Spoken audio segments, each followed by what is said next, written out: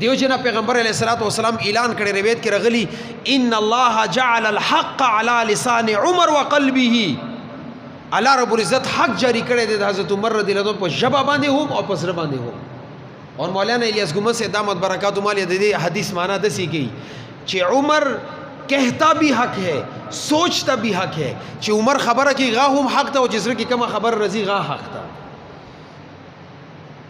باطل خبر حضرت عمر رضی اللہ عنہ نے کی. اور قرآن کی بعض علماء اور رائدہ شاہ ولی اللہ رحمۃ اللہ علیہ فرمی چې 27 آیتونه دسی دي چې دا د حضرت عمر رضی اللہ عنہ د رائے مطابق نازل شوی دي. بعض علماء اور رائے 25 آیات دي خدا بازی پکې ډیر زیات مشهور دي. بیا چې کله عبدالله بن ابی ابن سلول کله وفات شو مدینه منوره کې د دې زوی مسلمان دی صحابي دی چې کله هغه وفات شو نو پیغمبر علیه الصلاۃ والسلام جنازې ته روان شو. حضرت عمر رضی الله عنه یا رسول الله دی عبدالله بن ابی ابن سلول حضرت عائشہ رضی اللہ عنہ تهمت لګولې دي ستا پسې بدې ردی ویلې دي زوی درته راغلو چې یا رسول الله ما پلاستا ګستخی کړي ما ځکه هغه سره جګړه کړي ځکه هغه خلاف یم یا رسول الله موږ صحابه کرامو ته بدې ردی ویلې دي ابو بکر ته ویلي ما ته ویلي عثمان ته ویلي علي ته ویلي حسن حسین ته ویلي دي هر صحابي پسې بدې ردی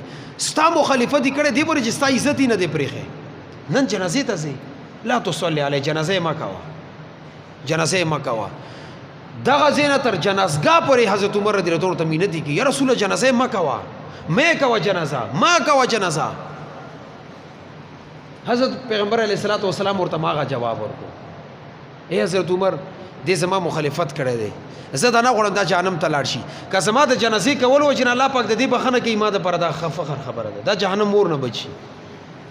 چې کله پیغمبر علیه الصلاۃ والسلام جمع ته ودریدو حضرت عمر رضی اللہ عنہ پسې ورسته موزو کو پیغمبر علیہ الصلوۃ والسلام جنازه وکړه التنا ورتا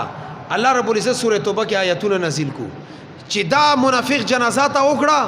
دا اخیری جنازه ولا تقم علی قبر نن پس په بیات چره هم د منافق جنازه نه کوي راي چا په حق کې رااله د حضرت عمر رضی الله عنه. حضرت عمر رضی الله عنه ورسته ودریدو ولې جنازه ولې وکړه جنازه د دیو جنا وکړه چې الله رب العزت د آیات مخکې هم نازل ولې شو خو مخکې ځکه نازل نه کو چې پیغمبر مقام اوچت دی او د صحابي مقام د پیغمبر مقام ته نه رسیږي. کچری د آیتونه مخکې راغلي وي نه حضرت عمر رضی الله عنه مقام او مرتبه د حضرت پیغمبر علیه الصلاۃ والسلام نو چته شي وا ځکه د حضرت عمر رضی الله عنه رائے باندې آیات د جنازې نه پس راغلي دي.